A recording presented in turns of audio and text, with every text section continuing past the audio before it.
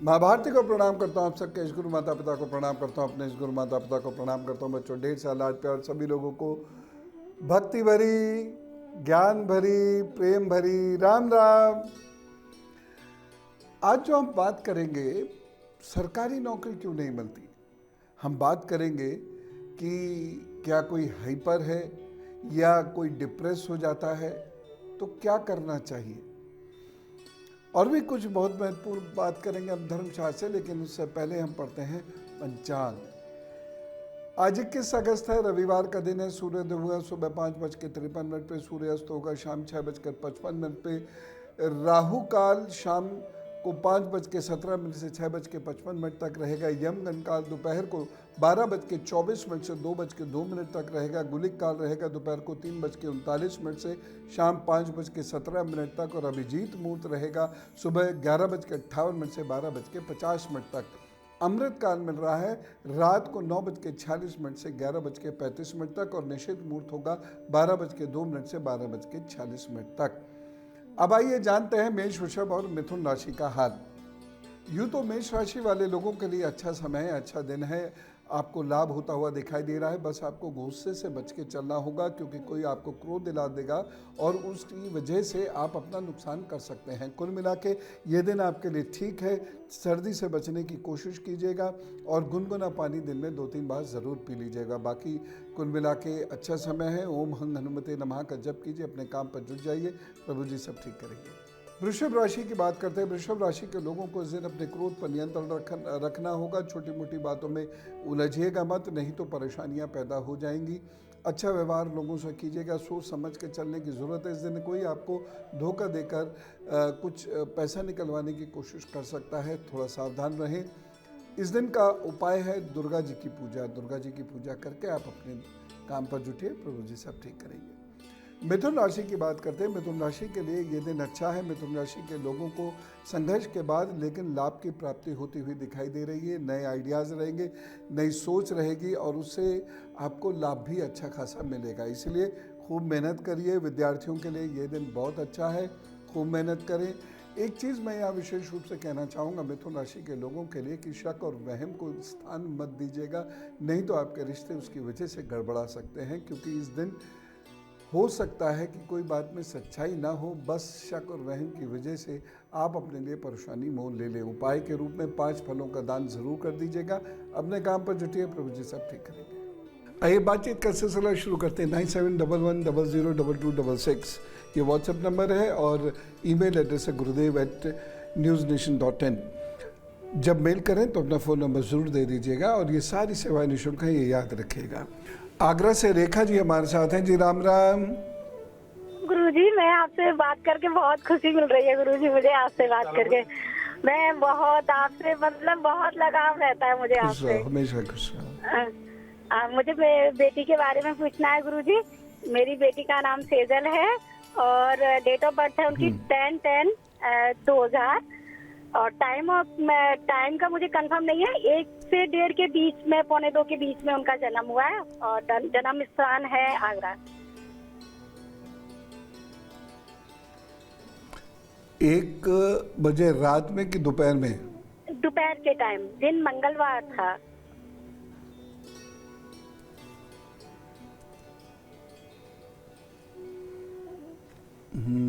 काफ़ी गैप आ रहा है 1 से 1:45 के बीच में। और क्योंकि 22 अंश पार कर चुकी है लग्न। अच्छा, आप एक काम की एक दो चीज़ें मुझे बता दीजिए। पहली चीज़ तो मुझे बताइए कि इनके पेट में क्या बचपन से प्रॉब्लम रही है? जी नहीं, कभी नहीं रही, पेट में प्रॉब्लम नहीं है।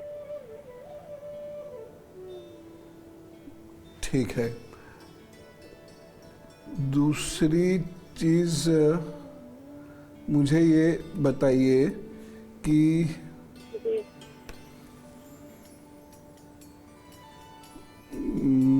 क्या ये चिड़चिड़े स्वभाव की हैं? चिड़चिड़े स्वभाव की भी नहीं है, हंसमुख है, ठीक है। हाँ, गुस्सा आता है तो वो ज्यादा थोड़ा सा बोलती हैं, ज्यादा थोड़ा सा बस। और जैसे चिड़चिड़ी नहीं है, मतलब कहे ठीक है, नॉर्मल है। आपके घर में पथरी की शिकायत रहती है लोगों को, स्टोन्स हाँ बनते रहती है, हैं पेट रहती में है। क्या? मेरी बड़ी बड़ी बेटी के भी है और बेटे के भी है मेरी के पथरी। ठीक है, तो इनका जो जन्म है वो 13:40 के बाद, मतलब 1:40 के बाद है, ठीक है ना? जी जी तो ठीक 1 बजे है, किसी ठीक को भी मत बताइएगा कभी, 1:40 जी। या उसके बाद बताइएगा। अब बताइए क्या जानना चाहते हैं? मैं ये जानना चाहती हूँ, वो उनका सरकारी मतलब वो एसएससी की तैयारी कर रही हैं, पीसीएस के लिए हम बोलते हैं उनसे कि पीसीएस की तैयारी करो, तो कौन सा उनके लिए अच्छा रहेगा, कौन सी जॉब अच्छी रहेगी, किस क्षेत्र में वो जाएं, किसकी तैयारी करें वो?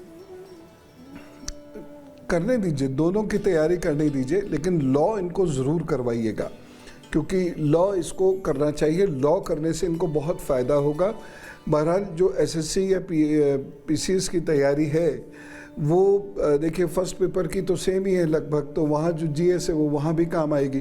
तो तैयारी करने दीजिए इनको, एसएससी की भी करवाते रहिए और साथ साथ इनको कहिए कोई एक सब्जेक्ट चूज़ करके उसको भी पढ़ना शुरू करते हैं।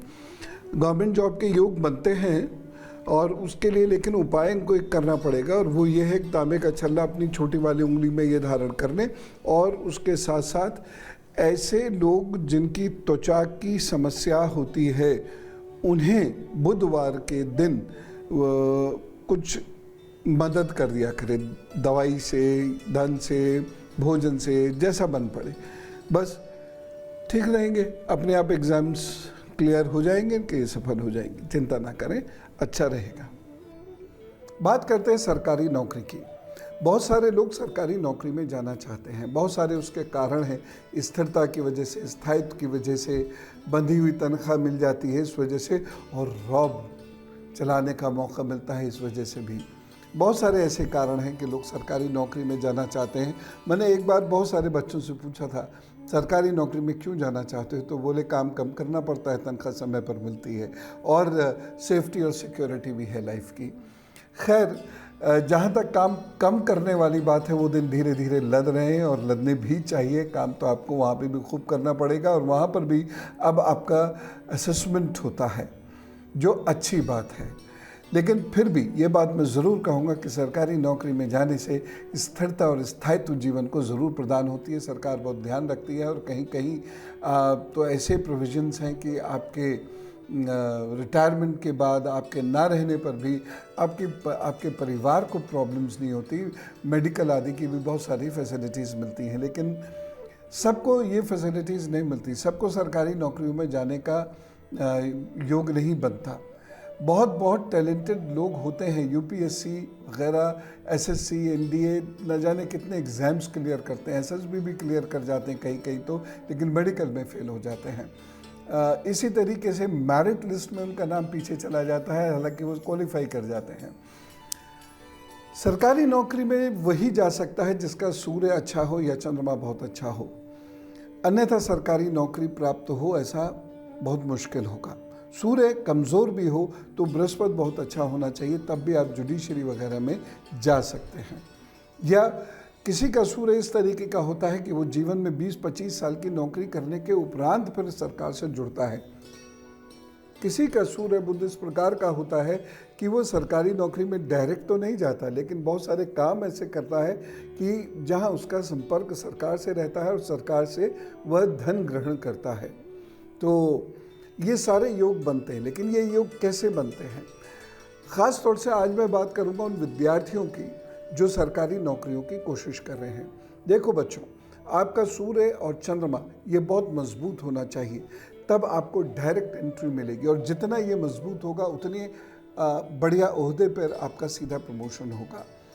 अगर सूर्य और चंद्रमा कमज़ोर है तो ओहदा आपका नीचे होगा। सरकार में हर प्रकार के ओहदे होते हैं, आप किस ओहदे पे जाते हैं ये डिपेंड करता है सूर्य और चंद्रमा पे। अब सूर्य और चंद्रमा आपका बेहतर है या नहीं है, ये कैसे तय होगा? सबसे पहली बात यह है कि आप सूर्य को देखिए।